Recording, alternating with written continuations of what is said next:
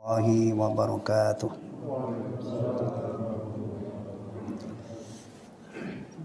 Bismillahirrahmanirrahim. Alhamdulillahilladzi hadana lihada wa ma kunna linahtadiya laula an hadana Allah. Wa asyhadu an la ilaha illallah wahdahu la syarika lah. Wa asyhadu anna Muhammadan abduhu wa rasuluhu la nabiyya ba'dah. Arsalahu Allahu bil haqqi basyiran wa nadhiran baina yaday as-sa'ah. Wa man yuti'illaha wa rasulahu faqad rasyad. Wa man ya'sillaha wa rasulahu fa innahu la yadurru illa nafsah wa la yadurru Allah ta'ala syai'a. Allahumma fassalli wa sallim wa barik alaihi wa ala alihi wa azwajihi wa dhurriyyatihi wa sahabatihi wa man tabi'ahum bi ihsanin ila yaumiddin, amma ba'd. Jamaah sekalian rahimani wa rahimakumullah, wa arsyadani wa arsyadakumullah, wa waffaqani wa waffaqakumullah. Alhamdulillah, Allah tabaraka wa ta'ala masih memberi kesempatan kepada kita untuk menambah bekal kita menghadap Allah subhanahu wa ta'ala. Alhamdulillahilladzi bi ni'mati tatimmus shalihat. Di waktu maghrib ini kita menunaikan kewajiban besar, yaitu salat maghrib. Kita zikir ba'da shalah, kita tunaikan juga 2 rakaat sesudah maghrib. Dan insya Allah sampai waktu isya tiba, atau biasanya lebih sedikit, kita akan memanfaatkan pertemuan ini untuk melanjutkan menelaah kitab Al-Adabul Mufrad. Insya Allah kajian kita pada malam hari ini akan kita mulai dari bab 41 Pak Nur, ya? Atau bab berapa? 41 kan? Betul ya. Apa itu judulnya, babnya di situ? Orang yang mengandung 2 atau 1 anak perempuan. Tayyib. Bab man ala jariyataini aw wahidah. Bab orang yang menanggung, berarti ayah ya, atau bapak atau orang tua yang menanggung 2 anak perempuan atau 1. Atau ada yang punya anak 2 perempuan? Ada? Berbahagialah.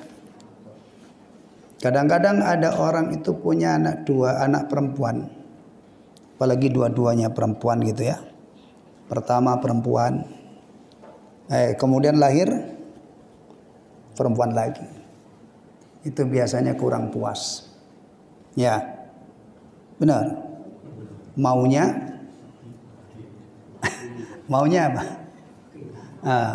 Pertama laki-laki gitu kan. Kemudian kalau sudah punya anak laki-laki, maunya perempuan. Ini obat ya, obat dosis tinggi, obat mujarab untuk orang yang tidak puas dianugerahi 2 orang putri. Ya. Bayangkan di zaman jahiliyah sebelum Rasulullah diutus, dicatat dalam sejarahnya orang-orang Arab. Nah, ini sejarah hitamnya, sejarah kelamnya, itu ada istilah wa'dul banat, mengubur anak perempuan hidup-hidup. Ngubur di sana itu gampang, karena pasir, jadi galinya itu juga tidak terlalu sulit ya, dikubur hidup-hidup. Ya. Kemudian datanglah agama Islam, menyelamatkan anak-anak yang menjadi korban keganasan bapaknya. Orang-orang yang dikaruniai anak oleh Allah dilarang untuk membunuhnya dengan motif apapun. Kalau motifnya itu takut bikin ngerecokin makan gitu, takut miskin, diingatkan oleh Allah. Bukan kamu yang ngasih rezeki kepada anakmu itu. Bahkan kamu itu bisa makan juga kami yang ngasih rezeki. Atau kalau di zaman dulu itu karena mentalnya itu jahiliyah, keruh, butek gitu ya. Punya anak perempuan dianggap tidak ada gunanya. Tapi kalau laki-laki nanti akan jadi jagoan. Ya segitu memang. Nah, orang hari ini juga kalau meskipun dia beragama Islam, tapi belum disinari oleh Islam juga mirip orang jahiliyah di masa lalu. Maka kita pelajari ya, mudah-mudahan kita faham ternyata ihsan berbuat baik kepada anak perempuan itu ternyata ganjarannya dahsyat. Terlalu sayang kalau anak perempuan itu disia-siakan karena orang tuanya. Kalau memelihara dia dengan baik, menanggung, maka itu salah satu amal yang mendekatkan ke surga. Baik, ini ada beberapa hadis kita baca yang ke-76. Ya, hadisnya sahih. An Uqbah bin Amir radhiyallahu an. Kita potong dari situ sanadnya ya. Dari Uqbah bin Amir, semoga Allah meridhoinya. Beliau berkata, kalau di terjemahannya itu ada doanya radhiyallahu an enggak Pak? Pak Nur, ada enggak? Enggak ada ya? Enggak ada, di kitab aslinya juga tidak ada. Cuman kalau saya menyebut sahabat, saya selalu usahakan untuk berdoa kepada Allah, semoga Allah meridhai beliau begitu. Ini termasuk adab ya. Sami'tu Rasulullah sallallahu alaihi wasallam yaqul.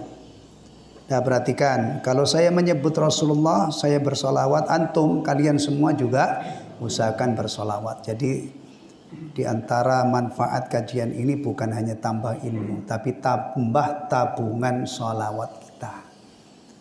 Solawat itu termasuk ibadah ringan, tapi ganjarannya menggiurkan. Selawat sekali dibalas 10 kali. Di antara tempat yang sangat dianjurkan untuk bersolawat adalah ketika nama Nabi disebut. Kita ini kalau dikatain pelit gitu, seneng nggak? Pelit loh misalnya gitu. Enak aja loh gue pelit, itu kan nggak terima ya. Tapi dalam ajaran agama kita, kalau ada nama Nabi disebut tidak bersolawat itu pelit. Ya, pelit. Baik. Yaqul, beliau sallallahu alaihi wasallam bersabda, Man kana lahu thalathu banatin. Siapa saja yang memiliki 3 putri. Wa sabara alaihinna, dan dia bersabar atas putri-putrinya itu. Orang punya anak itu harus sabar ya. Sabar ya. Kalau nggak sabar, ibunya nggak sabar, anaknya dipencet-pencetin, dicubit-cubitin. Bapaknya kalau nggak sabar juga gitu. Namanya punya anak. Sabar mendidik, sabar nafkahi.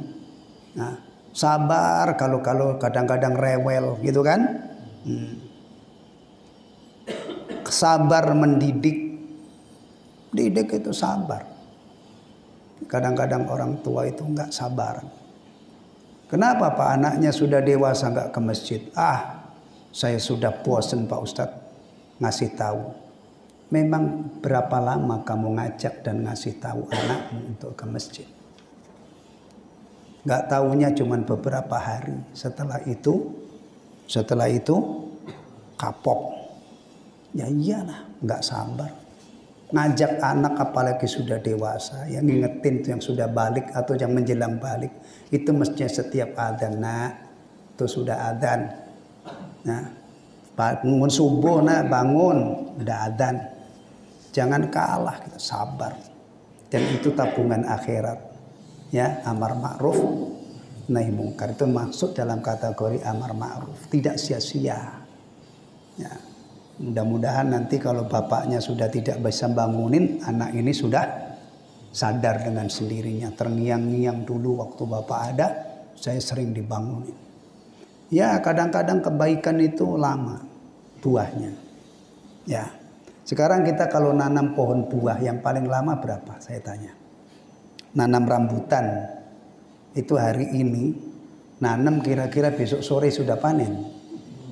Nah iya, itu maka mengharapkan buah dari pendidikan anak kita itu kita harus sabar.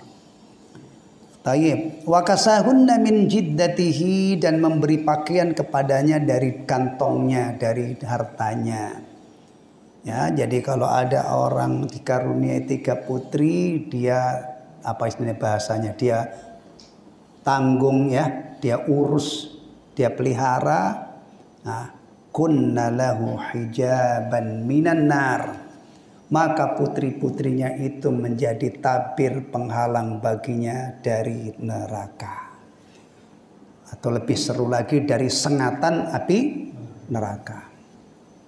Masya Allah, siapa kira anak yang di zaman jahiliyah itu dikubur hidup-hidup, ternyata di dalam ajaran Islam orang-orang tua yang dikaruniai anak putri-putri, nah, itu diingatkan oleh Rasulullah bahwa mendidik mereka, mengurus mereka, menanggung mereka, ternyata amal soleh yang bisa menangkal dari adab neraka. Fiqhul hadis, kandungan hadis nomor 76 ya. Fihi ta'kidu haqqil banat. Dalam hadis ini ada penekanan hak anak-anak perempuan. Coba ingat-ingat dari awal ya. Kita punya 2 orang tua. Ya. Ada ibu, ada bapak. Dari kitab ini kita mendapatkan ilmu. Seorang anak itu lebih diperintahkan, lebih ditekankan berbakti kepada bapak apa ibu? Ibu. Ibumu baru bapakmu. Begitu yang kita temukan di kitab ini ketika ada salah seorang sahabat bertanya kepada Rasulullah sallallahu alaihi wasallam, pertanyaannya man abar? Kepada siapa aku berbakti? Ditunjukkan oleh Rasulullah ibumu, sampai 3 kali baru bapakmu. Nah, ini juga seorang ayah punya anak perempuan, punya anak laki-laki. Ternyata dalam ajaran Islam memenuhi hak putri-putri itu lebih ditekankan. Tapi jangan salah paham. Oh, kalau begitu anak laki-laki saya biarin misalnya. Anak biarin. Nah, ya. Oh, enggak begitu. Tetap dipenuhi haknya. Cuman penekanannya lebih kepada anak-anak perempuan. Lima fihinna minadh-dha'fi ghaliban, karena umumnya anak perempuan itu lemah. Anil qiyami bimasalihi anfusihin, untuk mengurus kemaslahatan dirinya. Ini aslinya ya, aslinya. Kalau sekarang bisa jadi anak perempuan itu sangat mandiri. Bahkan kadang-kadang dia yang menafkahi orang tuanya. Bahkan kadang-kadang menafkahi abangnya yang laki-laki. Laki-lakinya males nongkrong melulu kerjaannya, adiknya yang perempuan banting tulang cari nafkah. Ini dunia kebalik. Aslinya kalau kita bicara dari Islam gitu ya, itu perempuan tidak dikerahkan ke medan ke lapangan kerja. Itu mestinya adalah laki-laki. Tapi memang kita ini sudah kadang-kadang sudah ya zamannya sudah berubah. Tapi aslinya kalau bicara perempuan itu cenderung tidak banyak keluar rumah. Tapi sekarang dieksploitasi. Ya. Bahkan bukan hanya untuk urusan kerja. Perempuan itu kayak boneka. Ya. Zaman sekarang Islam sangat menghargai. Jadi kalau kita kembalikan secara ini ya normalnya, kalau ini rumah tangga gitu ya, rumah tangga itu yang cari kerja, yang menafkahi adalah kaum laki-laki, bapak menafkahi keluarganya gitu. Nanti juga saudara laki-laki menafkahi, membantu saudarinya. Tapi sekarang justru terbalik. Bahkan korban dari zaman terbalik ini ada laki-laki yang mentalnya itu naudzubillah jeleknya. Berburu nikahin orang kaya, pengen numpang hidup enak. Ada orang miskin nyari mertua ya, atau nyari istri anak orang kaya supaya dibeliin Fortuner, supaya dibeliin Pajero. Sekalinya berantem ditendang keluar cuman bawa kolor. Hina banget. Tolong ya yang laki-laki itu ingat baik-baik. Kerennya laki-laki itu kalau bisa menghandle ini. Pertama mandiri. Kedua kalau menjadi punya keluarga, dia yang menghandle, yang diwajibkan oleh Allah untuk memberi nafkah. Dalam Islam kalau orang itu nikah niatnya bagus, dia akan dipermudah oleh Allah nyari rizki dengan nikah niat yang bagus. Itu jaminan dari Allah melalui Rasulullah SAW. Ya, nikah niatnya untuk menjaga kesucian diri supaya tidak berlumuran dosa. Dosa yang kaitannya dengan wanita itu obat manjurnya nikah. Ya, kata Rasulullah ada 3 golongan yang pasti ditolong oleh Allah. Al-mujahidu fi sabilillah, wan nakihu yuridul afaf, wal mukatabu yuridul ada. 3 golongan mujahid, orang yang berjuang di jalan Allah, menghadapi musuh-musuh Allah, ditolong. Yang kedua, orang nikah yang ingin menjaga kesucian dirinya. Nikah supaya tidak banyak berbuat maksiat. Nah, yang ketiga, budak mukatab yang ingin memerdekakan dirinya, ditolong oleh Allah. Pasti. Ya. Baik. Ada juga yang berburu janda kaya ya. Ya. Apalagi kalau di Bekasi janda kaya kontrakannya banyak. Masya Allah, tinggal enak-enak aja duitnya. Duitnya ngalir ya. Ada COVID. Ada PHK banyak jadi kontrakannya. Masya Allah, hina banget. Hina banget. Ya. Orang yang begitu mestinya disunat aja diganti. Ya. Tayyib. Al-thani, yang kedua, fadlun nafaqati 'alal banati wal birri bihin. Keutamaan memberi nafkah kepada anak-anak perempuan, kepada putri-putri dan berbuat baik kepadanya. Jadi gini ya, kalau dikumpulkan mulai dari ibu, bibi, kemudian ini ya anak perempuan. Ternyata dengan bermitra dengan perempuan-perempuan yang ada di sekitar kita, dengan ibu, dengan istri, dengan kerabat, termasuk dengan anak. Ya Allah, ternyata itu luar biasa ganjarannya. Ya. Maka kalau ada laki-laki ya, muslim nggak menghargai wanita, nggak sayang sama istrinya, nggak bakti sama ibunya, ya kan? Nggak sayang sama saudari-saudarinya, ya. Apalagi sampai nggak sayang sama putri-putrinya, kebangetan banget. Berarti dia tidak tahu diuntung istilahnya. Dianugerahi oleh Allah perempuan-perempuan di sekitarnya yang dia bisa berbuat baik kepadanya dan itu ganjarannya ekstra besar. Ats-tsalits inayatul abawaini bil banati tarbiyatan wa tahdziban. Perhatian kedua orang tua terhadap putri-putrinya. Perhatian dalam pendidikannya, penempaannya, bimbingannya. Sababun lidukhulil jannah, merupakan sebab masuk surga. Wa uluwil manzilati fiha, dan menyebabkan kedudukan yang tinggi di surga. Wahai ayah-ayah, bapak-bapak, abi-abi, apalagi bapak, ayah, abi, apalagi papa-papa, yang dikaruniai anak perempuan, rawat baik-baik karena memelihara mereka, mendidik mereka tidak rugi. Ini adalah justru amalan yang menyebabkan masuk surga dan juga menyebabkan kedudukan yang tinggi, derajat yang tinggi di surga. Dah, nggak usah banyak omong, nggak usah banyak uraian. Kalau ada suatu amal dinyatakan itu bisa mendekatkan ke surga, seharusnya kita yang punya kesempatan untuk mengamalkan amal ini jangan disia-siakan.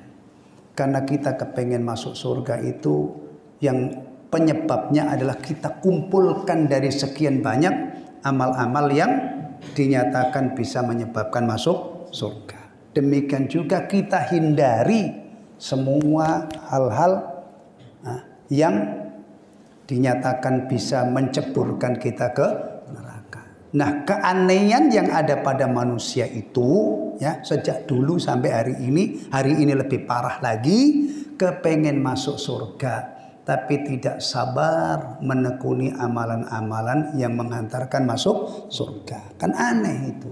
Nggak mau masuk neraka, tapi nyatanya justru getol, sabar banget, tekun banget melakukan amalan-amalan yang menyebabkan atau mendekatkan ke surga. Bahkan di bulan Ramadan katanya orang ini kepengen masuk surga, takut neraka. Ketika dibuka pintu-pintu surga semuanya di bulan Ramadan, ketika ditutup pintu-pintu neraka juga kadang-kadang tidak ada perubahan, masih seperti di bulan Sya'ban.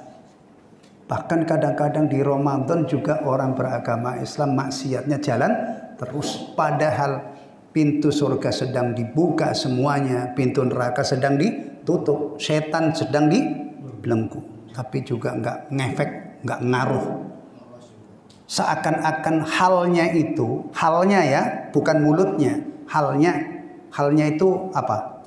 Keadaan realnya, nyatanya, seakan-akan dia mengatakan, nggak gue pikirin, biar pintu surga dibuka, nggak gue pikirin, pintu neraka ditutup, nggak gue pikirin, setan mau dilepas kek, mau dibelenggu. Inna lillahi wa inna ilaihi raji'un. Begini ini bukan orang baik-baik saja, atau kadang-kadang nggak sabar, taatnya itu cuma sekejap di bulan Ramadan. Kemarin tuh soleh banget di bulan Ramadan. Ramadan berlalu, hilang semuanya. Maka di sini biasanya hadir dai-dai yang mengajak manusia untuk lanjutkan ketakwaan Anda yang telah Anda rintis, telah Anda tingkatkan habis-habisan di bulan Ramadan. Terus ittaqillaha haitsuma kunt, bertakwalah kamu kepada Allah di mana saja kamu berada. Yang ketujuh, ayat 77 isinya hampir sama ya. Hampir sama. Kita baca yang 78 aja supaya lebih cepat. Intinya hampir sama yang 77. Baik. Haddatsani Ali bin Zaid qala, Ali bin Zaid menceritakan kepada aku, beliau berkata, Haddatsani Muhammad bin Al-Munkadir. Muhammad bin Al-Munkadir menceritakan kepada aku, anna Jabir ibn Abdullah haddatsahum qala, bahwa Jabir bin Abdullah semoga Allah meridainya menceritakan kepadanya, beliau berkata, qala Rasulullah sallallahu alaihi wasallam, Rasulullah sallallahu alaihi wasallam bersabda, man kana lahu thalathu banatin, barang siapa atau siapa saja yang memiliki 3 orang putri. 3 orang putri itu maksudnya tidak mesti harus hanya 3 putri ya. Bisa saja anaknya 6, yang 3 laki-laki, yang 3 putri. Yu'wihinna, dia memberikan tempat tinggal kepadanya. Wa yakfihinna, dan dia mencukupi putri-putrinya. Wa yarhamuhunna, dan menyayanginya. Faqad wajabat lahul jannah al-battah, maka dia akan masuk surga tidak diragukan lagi. Faqala rajulun min ba'dil qaum, lalu berkatalah seseorang dari sebagian kaum, wasnataini, tadi kan Rasulullah sabdanya 3 ya. Nah ini ada yang nawar, ya Rasulullah bagaimana kalau putrinya cuman 2, dia rawat, dia dia cukupin, dia sayangi. Ternyata Rasulullah menjawab, wasnataini ya Rasulullah, bagaimana kalau tidak 3 tapi cuma 2 putrinya ya Rasulullah. Wahai Rasulullah, qala wasnatain. Ternyata Rasulullah menjawab, ya 2. Ya, Rasulullah tidak mengatakan enggak harus 3. Kalau 2 enggak dapat apa-apa. Ternyata tidak begitu jawaban beliau. Ya. Taib. Fiqhul hadis 78 ya. Haqqul banati aqidun min haqqil banin. Hak anak-anak perempuan itu lebih ditekankan melebihi hak anak laki-laki. Li dha'fihinna 'anil qiyami bimasalihihin, karena umumnya mereka itu lemah untuk mengurus kemaslahatan dirinya. Minal iktisab, kerja. Nah, ini yang saya katakan tadi beda ya. Sekarang itu justru kadang-kadang peluang kerja itu lebih banyak untuk wanita, sehingga laki-laki tersisih. Dampaknya akhirnya laki-laki yang mestinya menghandle urusan nafkah sekarang malah kebalik. Ya. Ini pengelolaan keadaan seperti ini tidak sesuai dengan ajaran Islam, dan memang kita sekarang ini ya sudah sering kalah dengan aturan-aturan yang tidak Islami. Wa husni tasarruf, dan tindakan yang baik. Wa jazalatir ra'yi, dan kelancaran pendapatnya. Maksudnya akalnya juga kadang-kadang tidak seperti laki-laki. Meskipun banyak juga perempuan sekarang tuh pintar-pintar ya. Ini secara umum gitu. Ya. Ats-tsani sawfa yu'tillahu al-walid al-kafil tadhkiratal jannah. Kelak Allah akan memberikan kepada orang tua yang menanggung anak-anaknya tiket masuk surga. Ala riayatil banataini wa kafalatihima aidan. Demikian juga akan mendapatkan tiket masuk surga merawat atau memelihara 2 putri dan menanggungnya. Ya. Ini bahasanya bagus ini ya. Tiket masuk surga. Kita itu kalau di dunia ini bicara tiket. Itu biasanya tiket apa?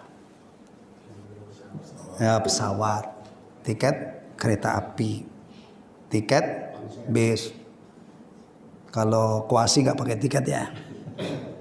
Nah, terus biasanya ini anak-anak muda atau orang-orang tua yang tidak mau tua, tiket konser. Kadang-kadang orang itu ke Singapura berarti beli tiket pesawat ke Singapura bolak-balik plus beli tiket konser. Yang ditonton Coldplay. Coldplay itu pro LGBT, maka gelangnya juga pelangi di ininya. Ya Allah ya Rabbi. Duit dibuang-buang untuk beli tiket. Dan dunia ini ya, biasanya kalau ada konser kemudian baik-baik beli tiket, itu dianggap baik-baik saja. Yang enggak baik itu kalau enggak kebagian tiket kemudian terobos bikin onar, ini pasti penonton tidak baik. Begitu kan? Ini tadi kita mendapatkan penjelasan dengan narasi tadhkiratul jannah, tiket masuk surga. Sebab ngurus dan memelihara anak-anak perempuan. Tayyib. Berikutnya, ini tadi kan anak ya. Berarti yang ngurus siapa? Ayah, orang tua, bapak ya. Nah, bab berikutnya, bab man ala thalatha akhwat. Bab orang yang menanggung 3 saudari-saudarinya. Berarti ini siapa? Pelakunya siapa? Saudara laki-lakinya. Saudara laki-lakinya ini bisa kakak, bisa adik, ya kan? Atau juga bisa sebagiannya kakak, sebagiannya adik. Ya, ini misalnya ada orang 5, perempuan, laki-laki, perempuan, laki-laki. Ini yang ini kan nanggung kakaknya. Berarti yang nanggung ini siapa? Adiknya kan yang nafkahi. Kalau ini berarti yang 2 ini dinafkahi juga. Berarti yang nanggung kakaknya. Ya, benar. Ya, urutan dalam keluarga bisa seperti itu. Yang jelas bab ini adalah memberi kabar gembira kepada laki-laki yang berstatus sebagai saudara, dia menafkahi atau menanggung saudari-saudarinya. Itu tidak hilang, tidak percuma. Ini kadang-kadang jemaah sekalian, ya Allah, ada orang itu pelitnya nemen banget. Untuk dirinya saja itu pelit dia. Ya, untuk dirinya ya pelit. Bagaimana untuk orang lain? Duit itu disayang-sayang, dikumpulin-kumpulin, padahal kalau mati ya, orang itu kalau mati dalam Islam kan sudah tidak punya apa-apa. Sekarang misalnya si fulan sore ini aset kekayaannya sekian di total ya 1, sekian triliun atau sekian triliun, dia mati. Dia masih punya ini enggak? Enggak. Pindah tangan kepada siapa? Nanti dulu, jangan ahli waris dulu. Pertama siapa? Orang yang berhutang dengan dia. Iya, kalau orang ini mati, punya utang, ini hartanya ini yang paling nomor 1 adalah terkait dengan orang yang punya utang. Nah, kalau anaknya soleh-soleh ngerti, insya Allah dilunasi. Yang bahaya itu kalau orang mati meninggalkan utang, anaknya tidak ngerti tentang kewajiban membayar utang, langsung diwaris.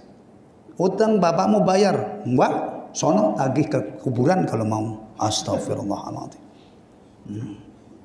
Ya, baik. Begini ini kalau tidak dibimbing oleh Nabi, kadang-kadang orang itu berat untuk melakukannya. An Abi Sa'id al-Khudri, dari Abu Sa'id al-Khudri radhiyallahu an, anna Rasulullah sallallahu alaihi wasallam qala, bahwa Rasulullah sallallahu alaihi wasallam bersabda, la yakunu li ahadin salasu banatin aw salasu akhwatin, tidak ada seorang pun yang memiliki 3 putri. Berarti bapak memiliki 3 putri.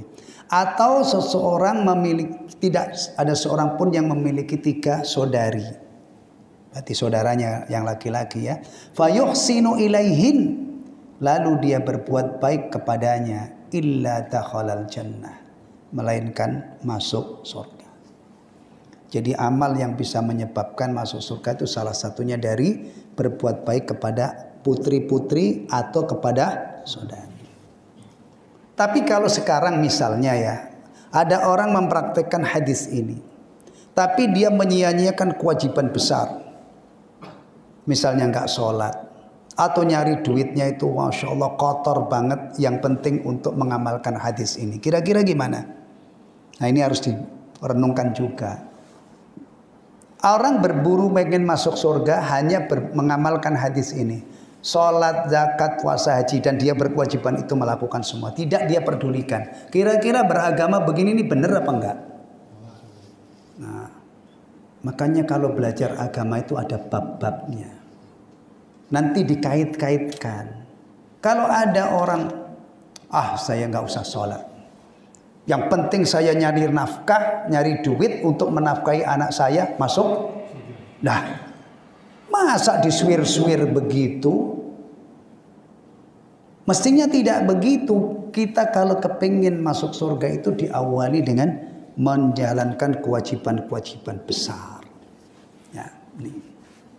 Baru semua yang dijelaskan itu bisa mendekatkan ke surga. Kalau memang kita mampu melakukan, kita rengkuh. Jadi dijaring, bukan hanya ngandelin satu. Begini ini kalau tidak diingatkan, bisa saja yang terngiang-ngiang itu yang penting berbuat baik kepada putri-putri sama saudari, bantu saudara-saudarinya masuk surga. Yang sebelum ini tentunya yang lebih pokok yang di depan yang sudah kita pelajari itu diperhatikan. Apalagi adabul mufrad ini kan kaitannya dengan orang. Nah, ihsan kita kepada Allah jangan dilupakan. Bahkan kalau kita bicara sholat 5 waktu merujuk kepada Al-Quran, tidak ada di dalam Al-Quran yang menyebutkan orang itu calon menjadi penghuni surga nanti di akhirat, kecuali sholat disebutkan di dalamnya. Ya, ini kan kadang-kadang bahayanya kita itu memahami agama itu disuir-suir gitu loh. Ada orang sekarang itu yang penting kita baik, gak jahat sama orang sudah. Ya betul, kalau di dunia ini kita gak jahat sih aman-aman saja. Tapi nanti kalau di alam barzakh, nanti di akhirat, apakah cukup keselamatan, kebahagiaan barzakh itu dimodali hanya dengan baik sama orang? Masya Allah. Perhatikan, orang yang menjelaskan agama sekarang itu banyak yang ngaco. Sholawat kepada Nabi itu ganjarannya besar. Tapi untuk mendapatkan harapan, mendapatkan syafaat, ya, itu jangan hanya mengandalkan sholawat. Sholawat yang paling wajib itu adalah diantaranya sholawat di tahiyat akhir. Kalau kita bicara tahiyat akhir itu terkait dengan kewajiban 5 kali sehari. Kadang-kadang ada orang datang ke majelis sholawat pakai seragam kayak putih-putih begitu. Nah, Masya Allah ribet banget. Tapi dia misalnya dia tidak sholat, tapi berburu keutamaan sholawat, ya. Tapi sholawat yang paling wajib yang ada di tahiyat akhir, Allahumma sholli ala Muhammad wa ala ali Muhammad kama shallaita ala Ibrahim wa ala ali Ibrahim, dia tidak baca. Begini ini juga pemahaman yang buruk, ya. Ini kajiannya nih bab apa? Adab dan akhlak. Ya, seorang muslim itu tidak cukup hanya adab dan akhlaknya bagus. Yang pertama dan utama justru apa? Akidahnya harus benar, ibadahnya, akhlaknya, adabnya. Ya. Baik, mudah-mudahan banyak dai ya yang menjelaskan agama ini benar. Sehingga mudah-mudahan orang yang pada belajar itu akhirnya menjadi muslim sejati. Akidahnya benar, ibadahnya benar, akhlaknya bagus. Ya. Yang lebih parah lagi sekarang ada yang mengatakan semua agama sama, asal baik masuk surga. Nggak tahu itu dari mana ajaran itu. Bahkan sekarang ada orang yang Masya Allah ya lebih hebat dari Nabi. Mengakunya bisa paham bahasa semut. Bahasa apa lagi? Bahasa ikan. Masya Allah. Nabi aja yang paham bahasa semut itu cuma Nabi siapa? Sulaiman alaihissalam. Ya. Baik, tapi Nabi Sulaiman tidak lebih istimewa daripada Nabi Muhammad ya. Karena Sayyidul Anbiya wal Mursalin itu adalah Rasulullah Muhammad sallallahu alaihi wasallam. Meskipun Sulaiman itu raja, ya, punya pasukan jin, nah, pasukan jin, nah, juga punya kendaraan istimewa banget, apa? Angin. Kalau sekarang baru kendaraan listrik itu pun susah dipasarkan. Nabiullah Sulaiman alaihissalam kendaraannya angin. Nah, ya, sekarang mau memindahkan orang dari mobil biasa ke listrik susah. Bahkan sampai negara itu ngasih subsidi, saya juga nggak mau. Saya belum punya motor listrik. Iya, baik. Mana tadi? 3 saudara ya. Fikul hadis. Hadisnya ini hasan li ghairi, berarti bisa dijadikan dalil. Al-bisyaratu bil jannah, kabar gembira akan meraih surga. Nah, kabar gembira dengan masuk surga. Masya Allah, ini sudah kabar gembira yang tidak ada bandingnya. Lilladzina yaqumuna biri'ayatil banat, bagi orang-orang ya yang mengurus putri-putrinya. Awil akhwat, atau saudari-saudarinya, ri'ayatan taman, dengan pemeliharaan yang sempurna. Melihara orang itu beda dengan melihara ikan ya. Kalau antum melihara ikan dengan pemeliharaan yang baik, apa yang antum perhatikan? Ikan. Apalagi di akuarium, apa yang harus antum lakukan? Nah, kasih makan. Kasih apa itu? Berubusan itu supaya apa? Oksigennya cukup. Kalau airnya sudah keruh, ikannya sudah pada mengap-mengap gitu, ganti air yang bening, gitu kan? Supaya enak dilihat, stresnya hilang, gitu kan? Ada ya orang itu mencari ketenangan dengan melihat ikan, tapi nggak sholat. Pulang kerja itu melototin akuariumnya, ngapain? Nah, ngilangin stres. Nah, mestinya kalau orang Islam itu ya ngilangin stres itu sholat, zikir, ya, taat kepada Allah. Insya Allah plong, bersih, bening pikirannya. Apalagi subuh-subuh ibadah, insya Allah sepanjang hari itu pikirannya bening, dijaga oleh Allah. Tapi subuh-subuh enggak. Meskipun melototi arwana dari subuh sampai ini ya tetap aja Usut pikiran. Ya, baik. Kalau mengurus anak atau saudari banyak pakaiannya, makanannya, amar ma'ruf nahi mungkar. Kalau dia meninggalkan yang ma'ruf, bapaknya, kakak atau saudaranya tadi turun tangan, ngingetin. Kalau dia melakukan yang mungkar, apalagi kalau ayah ya, ayah ngurus anak itu termasuk diupayakan supaya nanti sama-sama masuk surga. Ya ayyuhalladzina amanu qu anfusakum wa ahlikum naro. Itu memerlukan kesabaran dan perjuangan yang luar biasa. Ats-tsani fadlul ihsan ilal banati wan nafaqati 'alaihinna bis sabri 'alaihinna wa 'ala sairi umurihin. Fadlul ihsan, keistimewaan, keutamaan berbuat baik ilal banati kepada anak-anak putri-putri, wan nafaqati 'alaihinna. Dan kalau di sini tadi bukan hanya pada putri ya, tapi saudari-saudari ya. Wan nafaqati 'alaihinna, dan memberi nafkah kepada mereka, was sabri 'alaihinna, dan bersabar terhadap mereka, wa 'ala sairi umurihin, dan semua urusan mereka. Baik. Bab berikutnya, bab fadlu man 'ala ibnatahul martudah. Keutamaan menanggung putrinya yang dikembalikan. Dikembalikan dari mana ini? Kembalikan oleh siapa? Begini ini realistis, nyata. Apalagi zaman sekarang. Nah, zaman sekarang maksud saya ketika banyak suami yang sebenarnya belum layak jadi suami. Atau juga banyak perempuan yang sudah terlanjur nikah tidak layak belum layak jadi istri. Kemungkinan rumah tangga itu berhenti di tengah jalan besar kan? Nah, ini anak orang dulu dilamar. Normalnya kan begitu. Kemudian akad nikah. Kemudian kalau misalnya perumah tangganya tidak bisa dilanjutkan, berarti anak ini dikembalikan. Ini ada bab orang yang menanggung putri yang dikembalikan. Ya. Baik. Tapi hadisnya di sini dhaif. Kita ambil yang ini aja. Yang terakhir 82. Ya. Baik.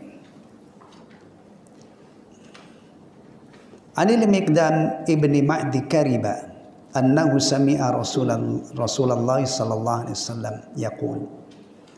Dari Miqdam bin Ma'di Kariba. Ini hadisnya yang sahih dalam bab ini. 82 ya.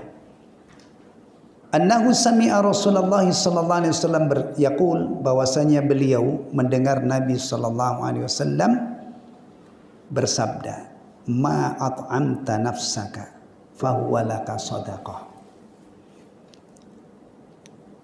Apa saja yang kamu gunakan untuk memberi makan dirimu, maka itu adalah sedekah untukmu.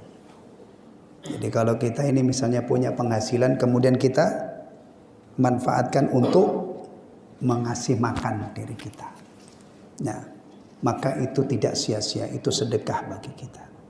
Wa ma at'amta waladaka fahuwa laka sadaqah. Apa saja yang kamu gunakan untuk memberi makan anakmu, maka itu adalah sedekah bagimu. Nah.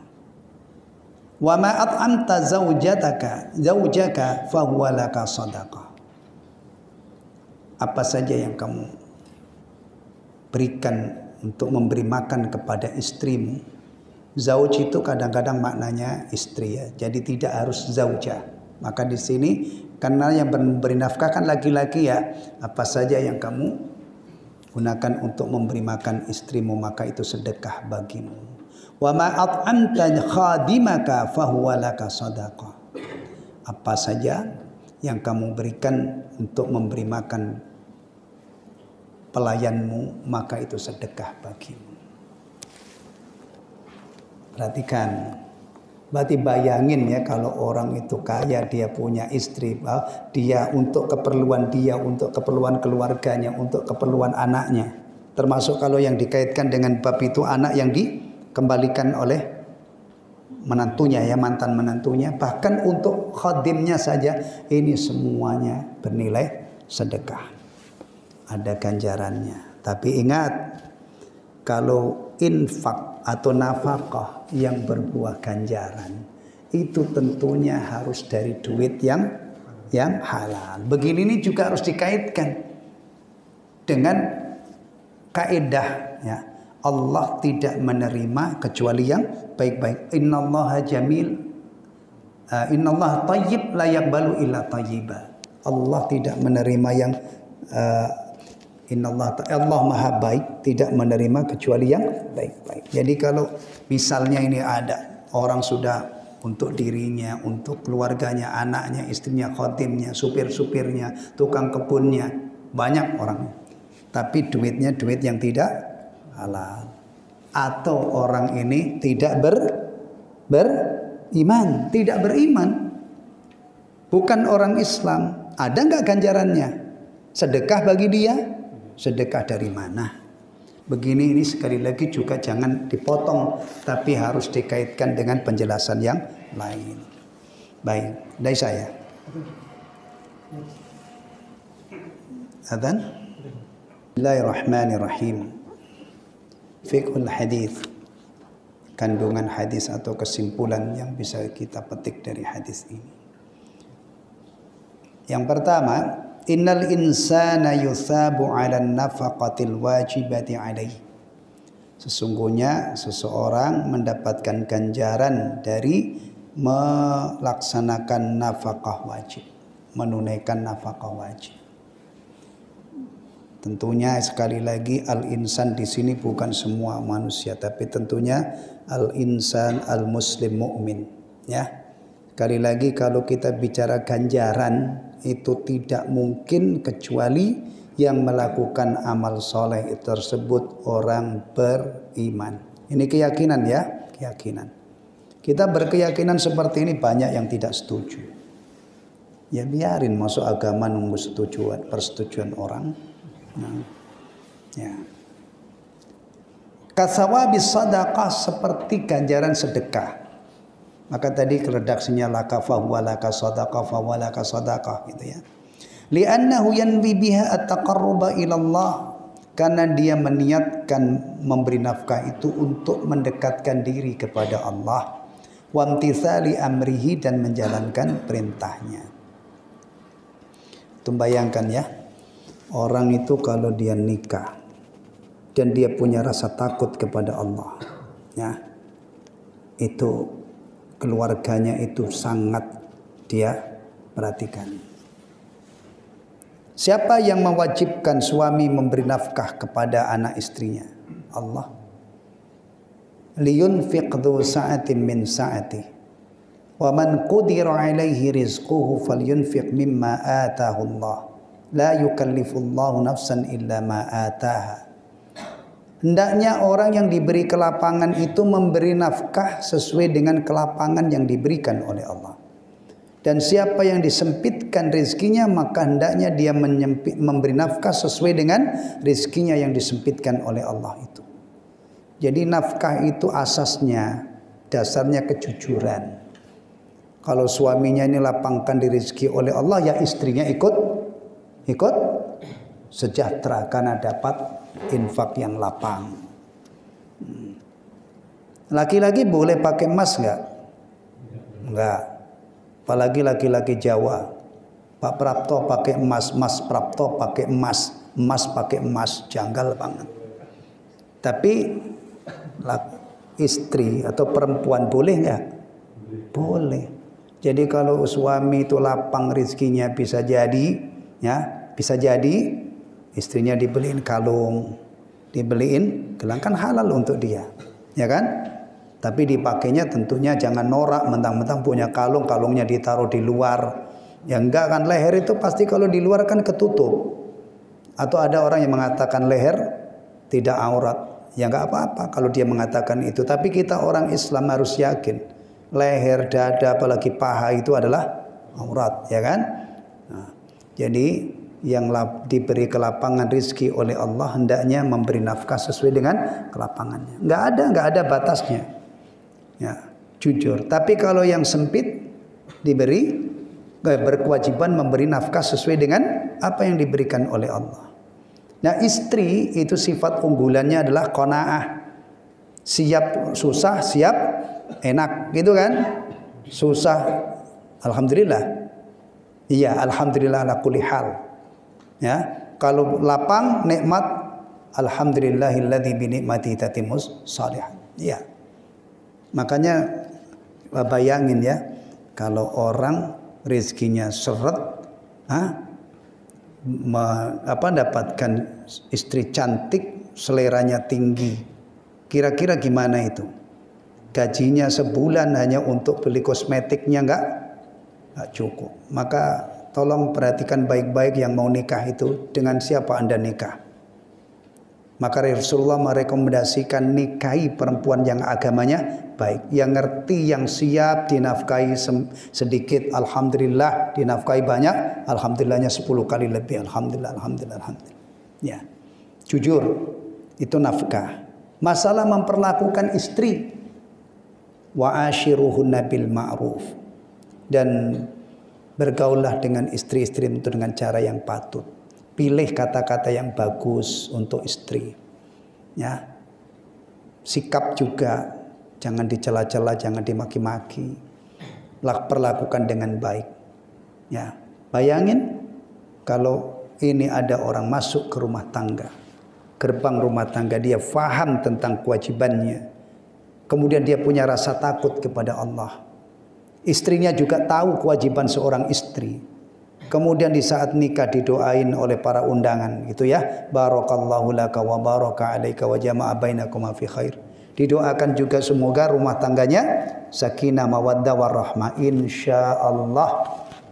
Doa-doa baik tadi benar-benar terrealisasi.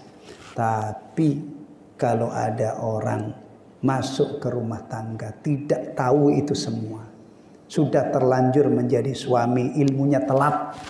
Sudah terlanjur jadi istri, ilmunya telat, rumah tangganya asal jalan tanpa arah, tanpa tujuan. Ya, bisa jadi di tengah perjalanan atau kemarin itu nikahnya heboh banget ya. Baru 3 bulan, kadang-kadang malah belum 3 bulan sudah berantakan. Ada ya nikah itu kalau orang-orang yang kaya seleranya tinggi itu luar biasa ya. Ya. Heboh kan? Ya. Kemarin saya membaca berita itu ada di India, tapi ini bukan orang Islam. Ya, orang terkaya di Asia. Itu nikahkan putri anaknya itu, pernikahannya walimahnya habis 9,6 triliun. Pak Prapto, kita kira kalau di sini ada orang walimah Pak Nur mengenalan biaya sebesar itu, ya. Itu motong sapi bisa 1000 ekor masih belum apa-apa itu. Nah, ditutup dari ujung Rawa Panjang sampai ujung sana Jalan Narogong enggak sampai habis itu. Di India tapi itu ya India. Kalau kita mah enggak segitunya. Tapi yang penting itu adalah tujuan seorang itu nikah adalah untuk menyempurnakan agamanya. Kemudian ini tadi, setelah menjadi suami tunaikan kewajiban. Alhamdulillah tidak ada yang sia-sia. Itu adalah tanaman akhirat, investasi akhirat. Ya. Ats-tsani yajibu 'alal insani al-infaqu 'ala zaujatihi wa auladihi wa mamlukihi wa ghairuhum alladzina tajibu alaihi nafaqatuhu. Ya Allah, ini ya. Wajib bagi seseorang untuk memberikan infak kepada menafkahi istrinya, anak-anaknya, hamba-hamba sahayanya dan yang lainnya. Hamba saya tidak ada. Yang ada sekarang apa biasanya? Pembantu ya. Nah, pembantu yang tinggal di rumah orang ini. Dan yang lainnya dari orang-orang yang wajib dia nafkahi. Ini sekali lagi ya, kalau orang ini tidak dilandasi dengan ilmu dalam masalah ini, tidak mengharap balasan di akhirat yang disediakan oleh Allah pasti berat, sayang. Ada kan orang yang tidak peduli dengan anak dan istrinya? Ada nggak? Ada. Ada orang itu tercecer, keluarganya itu dari Anyer sampai Banyuwangi. Di sini punya keluarga, punya anak gak diurus, nanti nikah lagi, sepanjang Pantura. Ibaratnya seperti itu. Dia tidak takut nanti akan dihisab oleh Allah Subhanahu wa taala. Bahkan biasanya orang begini-begini nih yang berani ini memang sedang lupa daratan dan raja tega. Kalau orang yang hatinya lembut, yang penuh dengan kasih sayang, ya, yang yang takut sama Allah. Kalau toh dia punya istri lebih satu, insya Allah dia tetap berusaha untuk tidak dimurkai oleh Allah. Ya. Kalau takut hanya kepada mertua itu banyak yang nekat itu. Orang-orang dablek gak dipikirin mau bapaknya ngamuk kek, mau kakeknya apa? Pendekar. Gak dipikirin. Tapi kalau orang itu punya rasa takut kepada Allah, kalau tahu dia punya anak banyak, insya Allah diurus. Ya, kalau punya istri sampai berapa? Mau berapa? 6, ya boleh. Tapi pada satu waktu harus maksimal 4. Nanti bongkar pasang lagi gitu jadi 6 totalnya. Keren banget. Ya, yang jelas ini sekali lagi suksesnya seseorang menunaikan kewajiban ini salah satunya tentunya taufik dari Allah dan rasa takutnya kepada Allah. Sadar kalau di dunia sejak hari ini kalau saya tunaikan kewajiban ini mudah-mudahan menjadi tabungan akhirat saya. Ya. Makanya orang didik orang itu tidak cukup dengan akhlaknya, adabnya. Para nabi itu dulu kalau mengajarkan agama itu dimulai dari biangnya. Ibarat orang bangun sebuah bangunan itu dimulai dari apa itu? Yang kadang-kadang bunyinya toeng, paku apa namanya? Paku bumi ya, ditancepin dulu. Baru nah ibaratnya yang ada di fondasi ini adalah yang kita ibaratkan fondasi itu adalah akidah iman. Tayyib itu yang insya Allah memberikan pengaruh besar terhadap menjalankan perintah dan menjauhi larangan-larangannya. Bab berikutnya juga Pak Nur ya. Atau lanjut satu bab lagi. Satu lagi. Bab al-waladu mabkhalatun wa majbanatun.